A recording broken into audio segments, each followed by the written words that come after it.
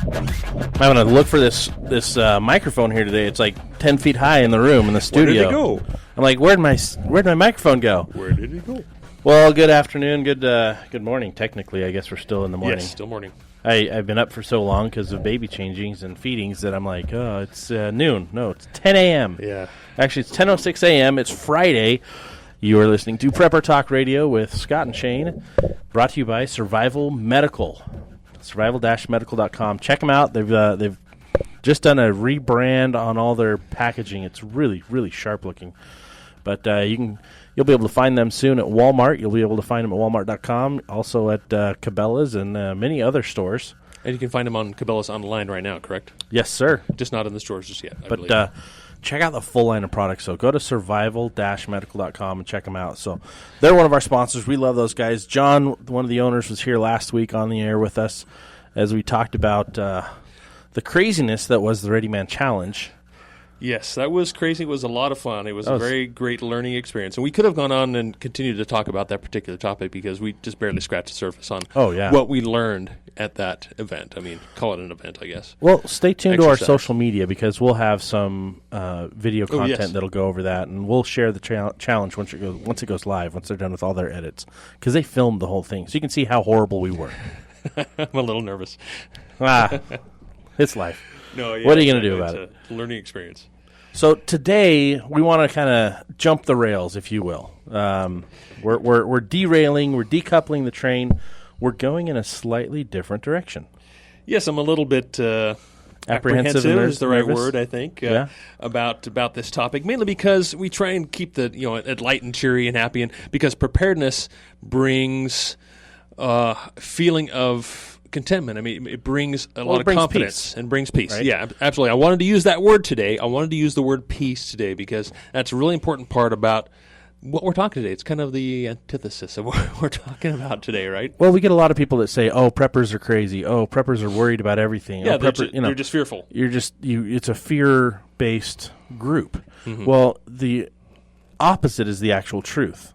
Mm-hmm. Right? The most peaceful people I've ever met, peaceful-minded people I've ever met are preppers, right? They've got peace of mind because they are prepared. We're broadcasting here from Utah, but digitally we go all over the world here. One of the unique things about Utah is it's kind of the Mormon Mecca, right? Mm-hmm. Christian, full Mormons. The Doctrine and Covenant says, if you are prepared, you shall not fear. Mm-hmm. And for us in preparedness, goes hand in hand. Absolutely. Right? It makes perfect sense to not only, because we want to talk about kind of spiritual preparedness as well, maybe not so much today, but that's kind of where D&C leads us is if you're prepared, you won't fear. But no, it actually makes more sense being temporarily prepared.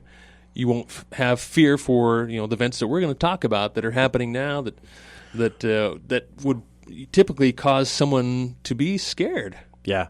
Well, today's show is really going to be about an open dialogue on what's going on in the world that we should be aware of and how that all affects us, but how we should be responding and reacting to these things.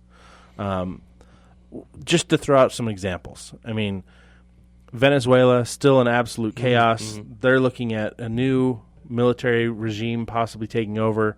There's renegades and rebels all over the place. Why? Because they allowed their country to go into a financial collapse because of a dictatorship situation.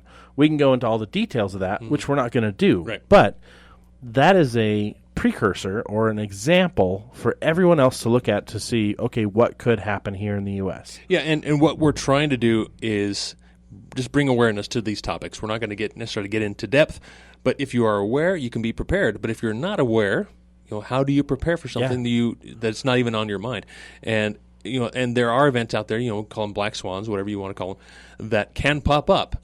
But if you are prepared for other situations, you can be more resilient in situations you haven't even thought of, because I guarantee those things are going to pop up. Those situations are going to pop up, and if we may not be prepared specifically for that event, but if we're resilient, we can come out the other side much better than otherwise. Well, it's like the term anti-fragile. Mm-hmm. Cash Valley Prepper, we talk to him all the time.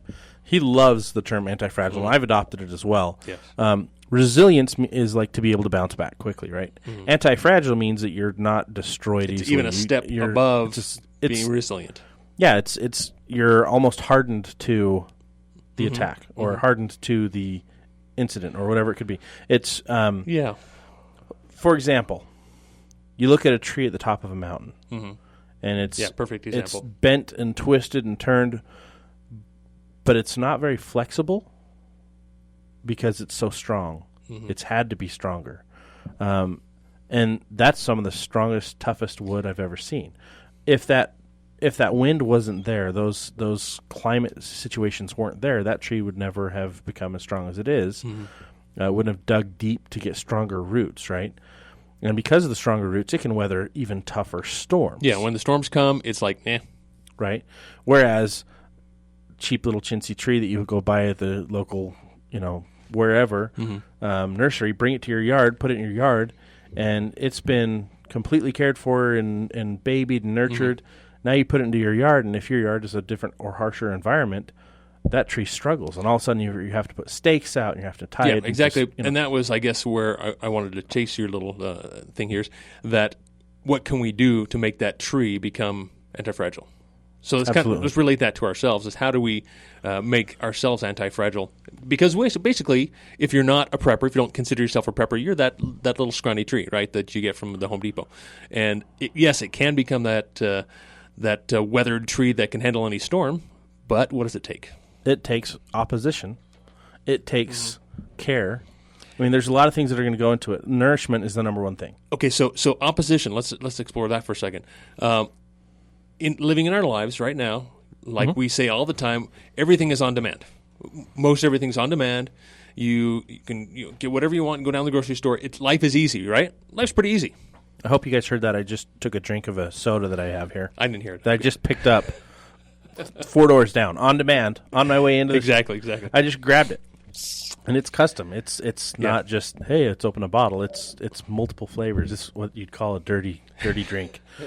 As the lingo, the Utah jargon. I wouldn't know. I don't drink this. Shane's a lot healthier than I am. But I think the point is we're living so fast and free because everything is so easily accessible. We blow in the wind, we bend in the wind, we can break. We're not very. Our roots are not very deep. And it's like the snowflake movement. Like everyone is calling everybody else a snowflake if you can't handle any criticism. But then we also look at the opposite end of the spectrum, and the criticism is no longer about the statement. It's no longer about the point of view. It's the criticism is to the person. It's personal attacks as opposed to arguments of opinion, arguments of facts. Okay, so let's reveal our topic here, because that's a perfect little segue in there. Is the topic we've labeled it is our awful situation that we're in right now. Yes. Now, living our regular life, watching the regular news, watching our TV shows, and watching the stock market and those types of things, we would think our life's pretty good, right? I mean, economy's good. Overall, we're pretty sheltered. Especially here in the United States, in America, things are pretty good, aren't they? Mostly. I mean, you look at some of the news, and it talks about some of the negative things that are going on. I mean, well, for example, what's her name? She's a D-level Hollywood star that beheaded Trump. Oh, yeah. Kathy, whatever her name is, and that outlet, that whatever that was, just in my humble opinion, that was just immature, right? That was just an immature act by an immature person, who wants to do better, but she's allowing herself to fall by the wayside and fall by the on-demand lifestyle that I can do anything I want. There's not really any repercussions. Well, now she's dealing with those repercussions, just as we deal with the repercussions of everything we say on the radio. And so, yeah, feel free to attack me. That's fine. I don't care. I'm anti-fragile. The cool thing is, though, is while all that's going on, and while there's other crap going on, like you hear about the stuff going on in the UK and England, the stabbings and stuff like that. There's stuff happening here in the U.S. as well. There's problems between certain neighborhoods and police. And I back the blue all day long. Yeah. But not all the blue are as good as we want them to be. Just like not every citizen is as good as we want them to be. In fact, there's a lot of us that are just plain awful. And that is our situation. You know, if something were to happen right now in Salt Lake City, say there was an EMP level threat, and it happens, do we really understand what's going to happen in this valley? Do we really understand how people are going to treat each other as soon as they're hungry? I don't think we do. I mean, look at Black Friday.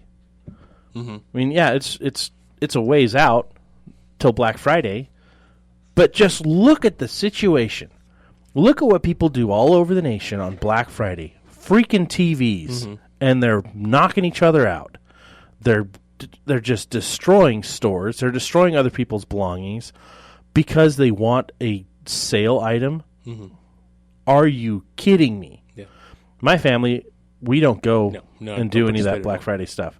It's not worth the time. It's not worth the dangerous element. And I honestly, I'd rather sleep, and none of that stuff's really impacting my life in a good way. And you know, that kind of brings us to one of the topics that I had on my list today for really considering and trying to recognize the awful condition, the awful situation that we're in right now, is the retail situation. Now, obviously, I think Utah, we're a bit of an anomaly. You know, we're doing well. I think much better than other parts of the country. So I would love to hear your comments on these things. You know, 801-254-1640, which is the new number. You know, obviously, I think it's hard if you're not looking. If you're really not looking for these signs, if you're not out there searching the web, getting other opinions and finding out conditions in other parts of the country, you're not going to see most of the stuff that we're talking about.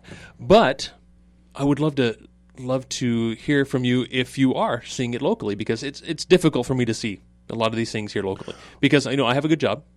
We have a totally different society here in Utah. It's kind of unique. I mean, number one, we've got a different job market, right? The Silicon Slope has come in. Jobs are being created like crazy. Utah is still like the number one place to start a business, especially a food franchise. That's why we see food places everywhere. Like that's why my waste is so out of control, right? We have so many good things going on for our state. The negatives aren't that big, or at least they're not. Not yet, anyway. Yeah, they're not pushed to the forefront of the conversation.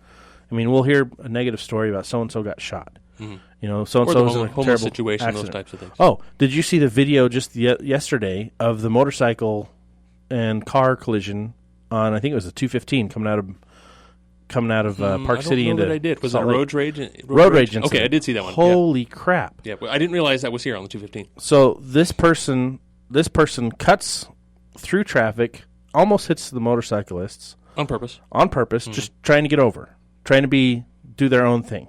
We don't know what was going on before that, but then the motorcyclist takes it upon himself to drive up next to the car and kick the car. And so they're escalating it, both being irresponsible. Both, I'm hoping, are seeing some repercussions of this. But what happened next is the car swerves to try to knock out the motorcyclist. Motorcyclist hits the brakes, pulls back. The car careens into the the car loses control because he's being flips, an idiot. Hangs a right, spins through the traffic, takes out another car, and then goes back and crashes. I mean, it's just absolute idiocy. We've got a caller. Let's bring him on the line. Yeah, we only got about 15 seconds here, though. Hey, we got about 15 seconds. What have you got before we go on break? Are you there? I'm just a farmer down here in the valley, so anyway, if you just got 15 seconds, I'll call back. Okay, well, we can... we'll put you on hold. We'll hang tight, and when we get back from the break, we'll go over your comments. But thank you so much. One of the interesting things about this whole topic today is it can go anywhere. It really can. Yeah. So we're going to wrap it up for a second. We've got some messages from our sponsors. Remember, check out survival-medical.com. You're listening to Prepper Talk Radio. Well, welcome back to Prepper Talk Radio, brought to you by Survival-Medical, survival-medical.com. Check out their Backcountry Ultralight. If you've got a scout camp coming up or girls camp, you need the Backcountry Ultralight. Your kid needs the Ultralight, definitely. If you love them, you'll get them first aid, right? Way to guilt them into that. Way to guilt them. It's the guilt sales pitch today. You know, that's what we carry. It's my go-to kit. I actually used it 2 weekends ago when we were doing the Ready Man Challenge. Actually needed to pull out the moleskin when we were done and attend to my heel, which has been great ever since. So thank you, Survival Medical. Thank you, John, for being brilliant. Yes. So we've got a caller on hold. Let's see what he has to say. Awful situation topic. Let's bring him back on the air. Hey, thanks for holding with us. Are you still there? Yeah, I am. Anyway, yeah, I'm worried about the same thing you people are about, just something happens like a flip of the switch and there's no power or anything, Now, what do you... I watched... Go ahead. I was just going to ask you the question, what are you seeing that leads you to think or lead you to have that concern? Because I'm not worried about it so much as it's a minor concern. But what are you seeing? What elements are you seeing that are causing you to have that concern as well? Well, I'm kind of an old school guy that hasn't even touched the button of a computer yet, and I watch how dependent these people are on their electronics, and they say that the average person is behind electronics 12 hours a day now. Oh yeah. And so I've had the great opportunity of being raised on a farm down by Utah Lake near American Fork Boat Harbor. Nice. And so I've had my hands in the soil and watched this whole valley change, and it's not, it's everything has changed. It's not for the better. Yeah, I've been in Utah Valley since I was probably, I think I was like 6 or 7. So I've seen all the changes, a lot of the changes as well. So I'm in the same boat as you. So I've been in and out of the state for about 20 years, and 20 years ago, Utah Valley was a totally different valley. And that's just 20 years. I mean, you've probably been watching, 50 plus years? I don't want to age you there. I'm 60 years old. Okay, so you've seen 60 years that's 3 times what I've seen. Yeah, and like I said, my parents was down there in that valley from the 1800s. Nice. And so, wow. But one thing that you hear me say all the time is look to the past to prepare for the future. And I'll continue saying that, technology is one of the things that's scary. Honestly, that's on my list to talk about today is technology. Technology will leave me behind. I guarantee you it's going to leave me behind. I'm going to leave me behind on purpose, because to become anti-fragile, you kind of have to walk the other way from technology to an extent. We won't get into that topic too deeply, but I think for a number of reasons, we need to look back to the past. And it's not just because of technology. Great points. Thank you so much for your call. Appreciate you calling in. You bet. It's interesting. I look at what's going on, right? I look at the demand for energy, the demand for technology. I have in-laws that have that Alexa, the Google Home the Connect, CIA spy. The CIA spy is what some people are calling it. But I'm like, the fact that it's always on, always listening, doesn't give you. I still cover my camera on my laptop, whether it's on or off. Like anything so let's can put be something hacked. in our house so that I don't care if it's the NSA or CIA listening to you, as much as it could be anybody else listening to you. If some hacker gets into that, that's easy in, right? They're in your house. They're listening to your conversations. They're finding out all the pertinent information they need to find out to be able to go, identity thefted. I got it. Or know exactly when to break into your house and what you have in your your house. Nobody's home. This is the time when everyone's left, so I'm going to go in and steal stuff because I know what they've ordered on their Amazon Prime account because that's connected. They've got that new 70-inch TV that just got delivered. So we've got to be able to withdraw from those. I'm never going to get one of those. I don't see that there's any value add in that. It doesn't enhance life any. There's other ways to enjoy the quality of life without having to be plugged in. It makes you become more reliant on something else and yet another system of complexity. Well, I look forward to the unplugging times, right? Taking a vacation to unplug from everything, but also taking time at home to unplug from everything. Turning the TV off, turning the radio off, turning everything off to just be by yourself is something that's foreign to a lot of people. Yeah, no, absolutely. It is quite disconcerting, I think that's the right word, to think that we don't react together, as individuals, as people. Okay, we got a couple calls. Let's roll the dice. Hey, thanks for calling K-Talk. What's your name? You're on the air. What was that gentleman saying about the American Fork or the farm or something? Oh, he's been on the farm for 60 years. He lives down kind of towards American Fork, and he's seen a lot of changes happen in Utah, and he's worried about if there is a major system down or grid down, how people are going to react and how people are going to respond.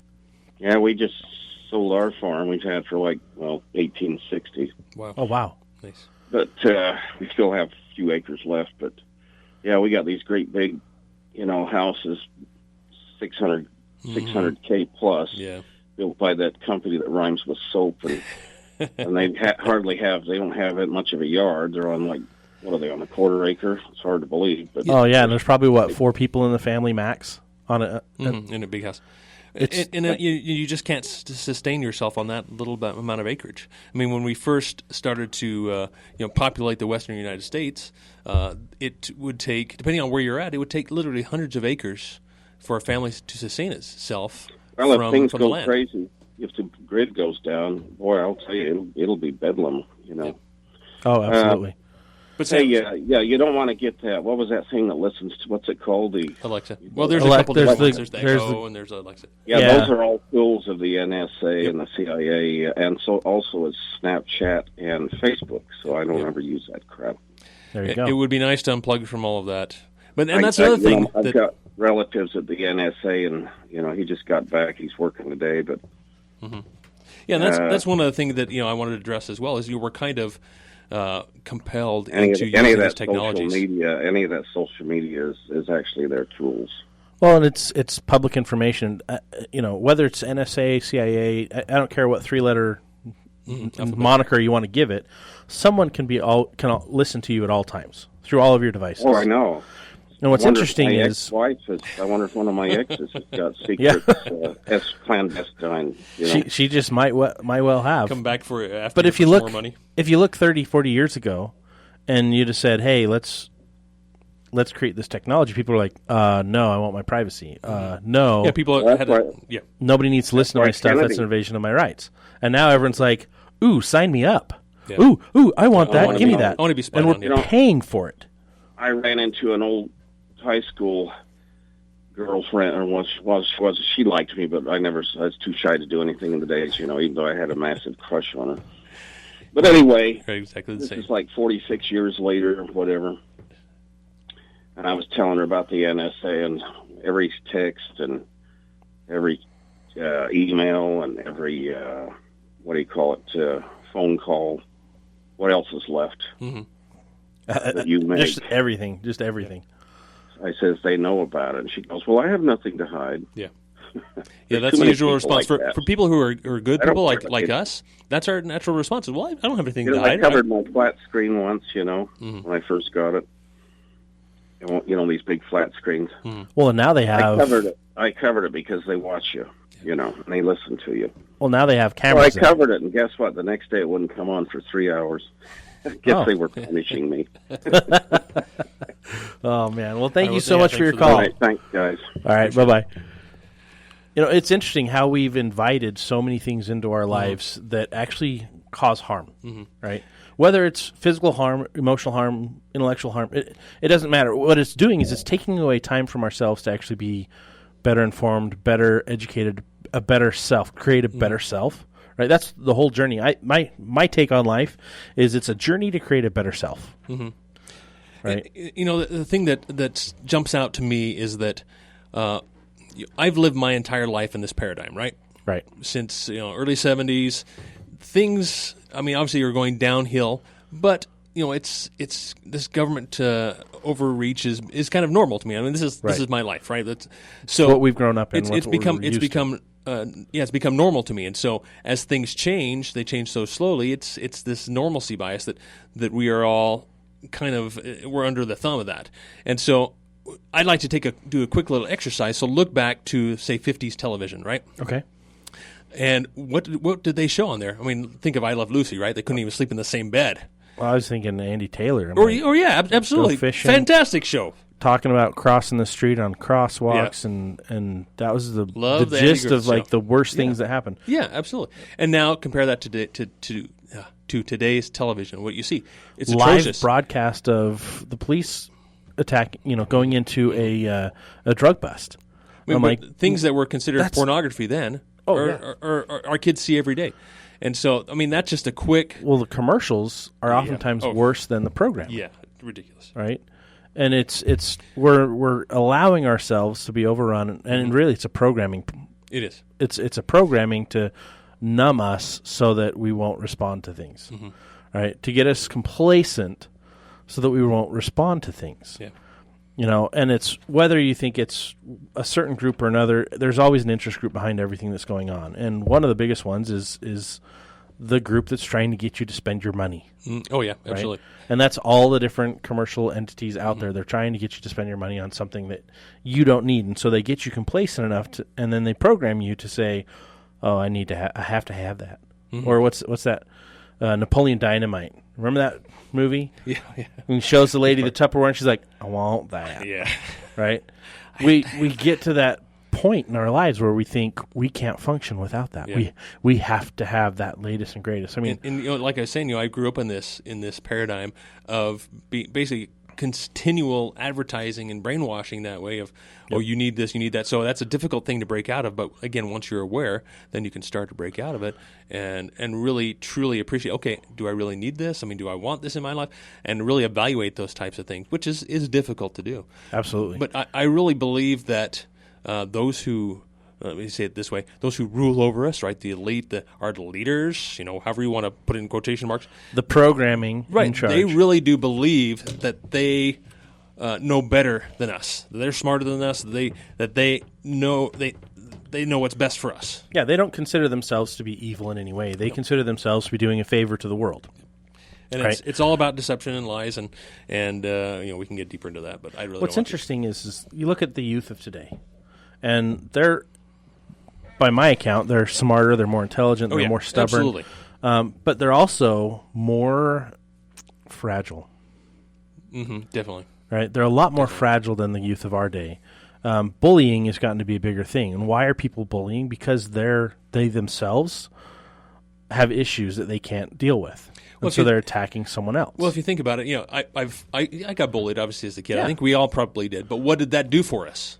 Well, it made us less fragile, right? Yeah, you grow a thicker skin. You learn to communicate back with that person, to diffuse a situation. Sometimes you'd escalate. I'll be honest. I oftentimes escalated them until I was a little more mature, and then I was like, I can de-escalate this. I can talk my way out of this. That guy's twice my size. Let's talk him down, Because for me, it was mostly around sports and girls, and you get where I'm going here. Somebody bigger and better is like, well, I'm going to take what you've got. And me being smart aleck I am, I'd pop off to him. And I'd learn my lesson.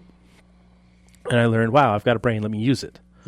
Instead of sheltering our kids from every little thing and making sure they're not offended and make sure they don't experience the world as it is, and making them more fragile and more like the snowflakes that they are today. Get them out of the bubble. Get them off the digital connection. That digital interface, I see so many kids that are being babysat by devices, right? Whether it's the TV, whether it's a tablet, whether it's mom or dad's phone.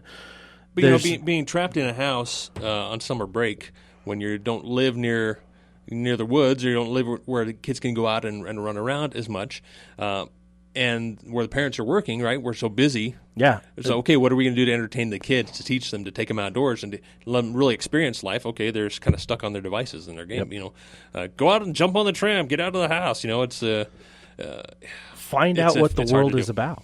Yeah. And the challenge is our society has focused us so hard and forced us so much into a situation where both parents have to work just to be able to survive, right? That's the inflation effect. Yep. The forced inflation effect that makes it impossible for a single-income family to survive. Whereas, you go back again to the 50s, where a single-income family could buy a house, they could afford everything they need, and and that's another thing we can get into is inflation and which has caused all of these things and really truly put us in this awful situation that we're in. My grandparents bought their house in Idaho Falls for, I think it was $5,000. And he probably earned $10,000, $15,000 a year, somewhere like that, if you made good money. He was making probably $4 or $5. Okay. So it wasn't much, and now here I am. There's no home out there that you can buy for your year's salary. Yeah, I don't make $250,000 a year. And it's about the value of my house. It's insane. Yep. I mean, you can't even most of the cars out there are your year's salary income for most workers. Yeah, no, that's true. Right, in Utah. But if you go nationally, then it's far more than most annual salaries. And these are all items that are on my list. I have this list literally. This is 5 pages long. That I'm always over prepared for these. But and that leads us right into the credit situation of auto loans, home loans, housing bubble, and we're again running short on time, but we can get into more detail about really the true condition of our housing market, the real condition of the auto market. What's really going on with the economy? Yeah, what's really going on with the economy, and that comprises most of my items here on my list. I think that's where we need to focus after the break. Cool. Is really steep into it, understand what's going on, because the debt ratios right now are insane. Looking at the real estate side of things, what you're allowed to have in debt and still qualify for a home loan. Absolutely astounds me. Especially compared to, again, looking back in time. Well, yeah, 20 years ago, totally different world. Or even 10 years ago. Yeah. I mean, pre-bubble, 2008, when things went all over the place, it was completely different lending rules. The truth is we're well beyond that now. So we had the bubble of 2008, 2007, 2008, where values went through the roof. They're crazy. We're well beyond that now. And if you have to open your eyes to see it, it's always a good thing that values are going up, right? I mean, that's good, right? No. Maybe not. No. Maybe not. We'll talk about that when we get back. You're listening to Prepper Talk Radio here on K-Talk AM 1640, brought to you by survival-medical.com. Check them out, guys. We'll be right back. Man, we've only got a few minutes left in the show today, so I wanted to crank in right away, cut out our own intro music. You're listening to Prepper Talk Radio, brought to you by Survival Medical, our good friends over at survival-medical.com. Have a kit, a first aid kit for anything you're looking for. It is truly first aid evolved. It's got a 20-year shelf life, and it is waterproof, windproof, ozone You just resistant. say that because you came up with this saying first aid evolved. It is. Just kidding. No, I did, absolutely. It's the only first aid kit out there that will last you up to 20 absolutely. years. So I can say that. Good stuff. Not just because of my own self-proclaimed I'm just brilliance. trying to give you a hard time, and I'm not very good at it. Okay, so we were talking. we just started talking about our awful situation, specifically regarding the economy and our financial situation. What's going on? So Shane, lead off into that. What got you thinking about that? Well, I think it's the biggest situation of our lifetime that could most easily affect us. I mean, there's EMPs, there's all kinds of stuff, but they're pretty low percentage, right? Those types of things that, even an earthquake is still kind of, low percentage. It will happen, but it doesn't really apply to this topic, I guess, a little bit. Well, financially, we're all in bondage. We are. Yeah, absolutely. And that really, truly makes for an awful situation to be in bondage. But do we realize what bondage we are truly and to what scale? Okay, if we look at our own personal debt, right? Okay, I got the mortgage, right? Okay, my the car, typical person, right? Yeah, there you go. They're going to have, the typical household is 2.7 people. I don't know how they came up with 0.7, but 2.7 people. $48,000 in credit card debt. Wow. $80,000+ in student loan debt. This is the typical household in the United States, and I think the household income is less than $65,000. Holy crap! Right, and then you add on there. Okay, now we have a mortgage. Okay, now I got to do braces for the 0.7, or at least paying a high rent payment, right? Right, or high rent. I mean, car payments, car loans, car payments. I mean, you could easily be in a situation where you're just blinking, and you're spending more than you're earning. And you cannot get caught up. And I think this is why this is in foremost of my mind, is because we deal with this every day. Paying bills, okay, how much of my check this week, and those types of things, and budgeting and so forth. And so if I know all of you who are preppers, we're really trying to be diligent in staying out of debt, not financing things, paying cash. But we are in things that we can't control. That are much way out of our control, that have to do with that pertain to us, that affect us, which is really the financial situation of the country. I mean, there's so many things. I'm going to go down through a list real quick and touch on a few topics, and then whatever jumps out, whatever you want to call in and talk about, let's do that. So first of all, on topic, yes, anything on topic that you hear us talk about. So I guess first of all is we can talk about the national debt, unemployment. I mean, here in Utah, yeah, it's pretty low. Nationwide, we could talk about Well, they've changed what the unemployment ruling is. Yes. Right. It used to be if you're not employed for 40 hours a week. Mm-hmm. Now then it went down to 36 hours a week. Mm-hmm. Then it went down to 32 hours a week. I think it's like less than 30 now. Now, if you're not even looking for a job, you're not unemployed.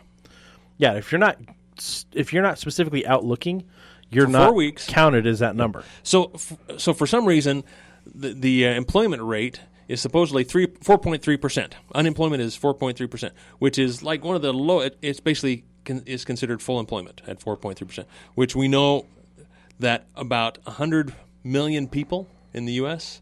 are unemployed or underemployed. Yeah. And so just to touch on that briefly. Oh, we got a caller. Okay, cool. Go ahead. Hey, thanks for calling K-Talk. You're on with Prepper Talk Radio. Do you have a comment on the unemployment rate or the finances of the USA? Well, sorry, it's me again, but instead of calling these people homeless, they're actually just jobless because there's not, all our manufacturing and stuff that most of these people would have been doing are gone. Mm-hmm. But there's 65,000 in L.A. alone that are jobless. That was on my list to bring up as well. It is risen by... They should call them jobless instead of homeless because if the jobs were around, they wouldn't have lost their homes. Yeah, most likely. Well, and are they counting them in the number of unemployment? No, I don't know who they are because they don't have an address, right? They're not searching for unemployment, searching for a job. But that's a good point. Is it in LA? I think is what it is. Homelessness has risen by 23% just in the last year. Holy cow! In LA alone, and in the surrounding area, it's like 26%. So having lived there, I can understand that. I mean, I remember watching. I live in Orange County, which is just south of there. I was at Huntington Beach, and I remember watching buses pick up the homeless. Mm-hmm. And I at the time, I didn't know where they were going. In Newport Beach, California, the police officers and the buses will pick them up and take them to the next town over because they have an ordinance. It's weird. So it's somebody else's problem. Right. But then I've heard that I've seen some of those buses leave the county. So I'm wondering, okay, are they taking them to a shelter? Are they taking them somewhere? And then I've moved here, and I found out a lot of people are telling me that a lot of these people are being bussed in from California that are part of our homeless population. And I've met some of them, and they've verified that it's true. Yeah. It's amazing. It's crazy. It is crazy, and we know that we're having issues around here as well with that homeless population. But okay, let me go through this list real quick. We got another caller. Student debt crisis. Student loans. Oh, yeah. Auto loan bubble. There's a housing bubble. The yield curve between bond rates between 5, 10, and 30 years is beginning to invert, and that's a bad sign. There's a stock market bubble. There's surging jobless claims. Interest rates are rising. There's record level consumer debt. We've touched on that. There is record low velocity of money. And here's the key part I really wanted to dig in today is the growth of the economy right now is I guess the government is saying that we're at 1.3% growth per year, right?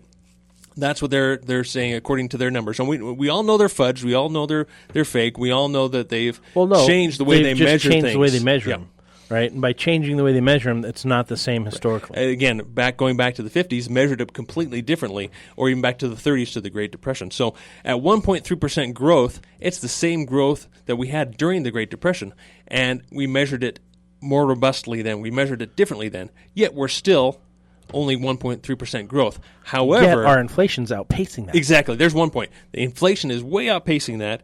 You look at different sources, and it truly gives you the true measure of inflation. Like you go to Shadow Stats, and they'll talk about inflation. It talks about those types of things as they used to measure them. Now, here's another thing that just blows me away. In order to achieve this 1.3% growth, what have you had to do since the crash? What has the government been doing? Been printing money. QE1 through 4 plus Twist and all these different programs where they've been printing money and giving them some money to the banks and so forth. So how much money has been printed just to achieve this 1.3% growth?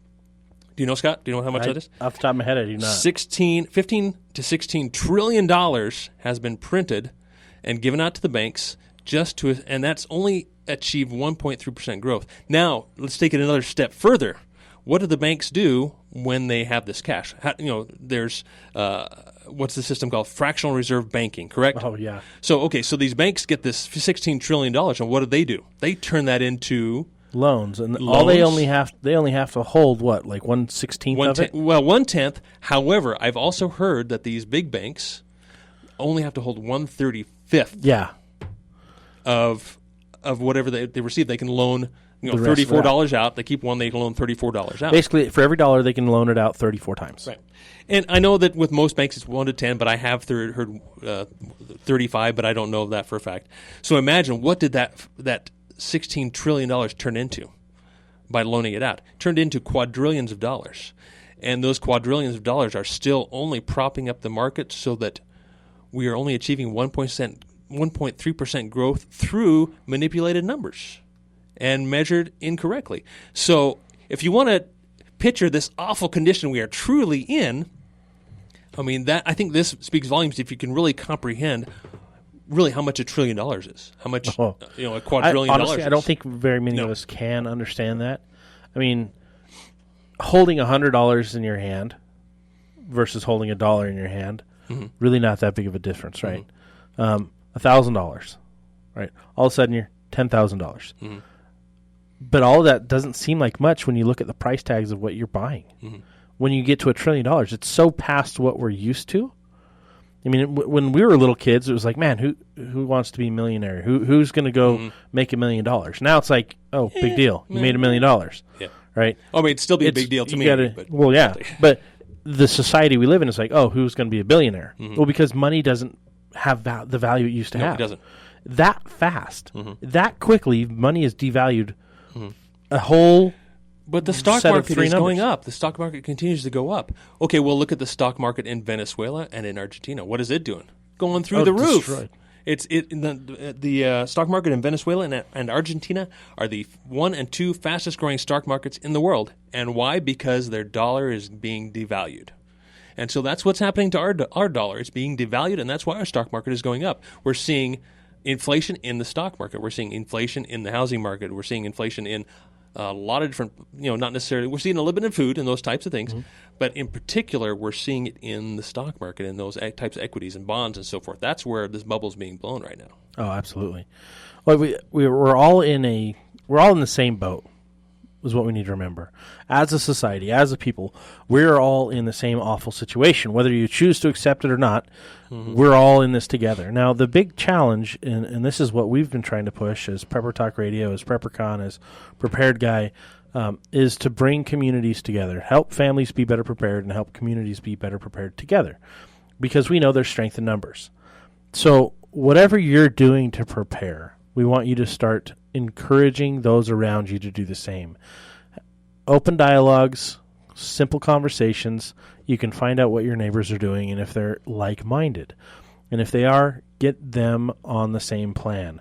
Get working together.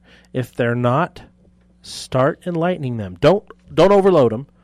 Don't just read off all the things that Shane read off just now on all the different financial situations going on, because that could freak them out to a point where they are unable to accept act, it, or right? Yeah, absolutely. They're unable to respond or unable to do anything, and that's what we're trying to avoid, is situations like that, because that in and of itself is another type of disaster.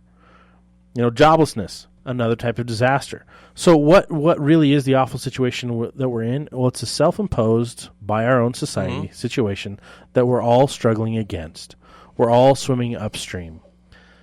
Again, it's easier to do it in a group. Yeah, and there's so many more things that I could ramble off here too. Scott's looking at my page here. I got a full list. Your of 4 pages? Things. Yeah, my 4 pages here. But so what can we do to address this most pressing issue right now, which is potential financial ruin? And that's, I think, truly our most awful situation. That how do we get out of this? How do we deal with this? Well, I think the simplest thing you can start doing right now is to number one, spend less. Yep, there you go. And number 2, produce more. By that, I'm not saying, go get another job. I'm saying grow a garden. Do something to generate a shift in your spending, right? Yeah, absolutely. Right? Because if you're growing your own food, you're spending less money on other food. Take out a section of your yard and turn it into a garden. You're going to spend the same amount of water. Sell that car, get out of the loan, buy a beater. That $1,500 beater car. Or get a car that's worth half the value, still have a loan, and have a reliable car. There we go. By doing that, you're cutting your monthly payment down. 20, 30, 40% is a huge difference. You don't have to completely go all the way out and do it. I if you can, completely get out of debt. Yeah. If you can't, do the best you can to whittle away with it, but then start producing. We're running out of time. Get into real assets. Get into silver. Get into gold. Get into real tangible assets that are going to tradable goods to protect you from the inflation of the dollar and basically our currency being wiped out. Absolutely. Hey, you've been listening to Prepper Talk Radio by Survival Medical. Tune in next Friday. We've got a special guest. We're going to be talking bushcraft and real wilderness survival. It's going to be a lot of fun.